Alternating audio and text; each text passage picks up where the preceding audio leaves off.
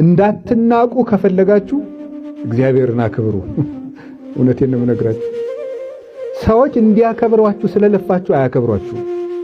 እግዚአብሔርን ካከበርን ግን ምንም ሳንናገር ያስከብረን። ሰዎች እንዲያከብሩን ግን ጓደኛ በማደራጀት በማስፈራራት ምን በማለት ማክበር አይቻልም።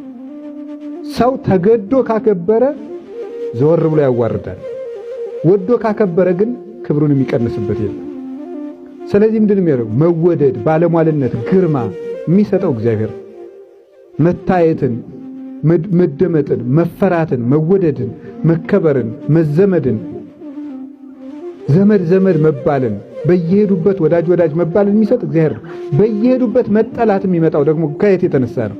እግዚአብሔርን ሳናከብረው ስንቀር የሄድንበት ሁሉ ይጠላናል። እንኳን የውጭ እቤት ያለ ሰው ይጠላናል። እግዚአብሔር ቅዱስ ዳዊት እግዚአብሔርን አላከብር ሲል የገዛ ልጁ እንዲያዋርደው ነው ያደረገ። የገዛ ልጁ እግዚአብሔርን ባከበረበት ጊዜ ግን ጠጠር ይዞ ይፈራ ነበር። ዳዊት ጠጠር ይዞ ይፈራል እግዚአብሔርን ይዞ። እግዚአብሔርን አላከብር ሲል የወንድ ሚስት ሲቀማ ደግሞ ሰራዊት ይዞ ተናቀ፣ ቤተ መንግስት ይዞ ተናቀ። እግዚአብሔርን ይዞ ሳለ በግ ጠባቂ እያለ ይከበር ነበር። አስከብሮታል ከበግ ጠባቂነት አንስቶ። እግዚአብሔርን አላከብር ሲል ደግሞ ዙፋን ይዞ ዘውድ ደፍቶ ተዋረደ።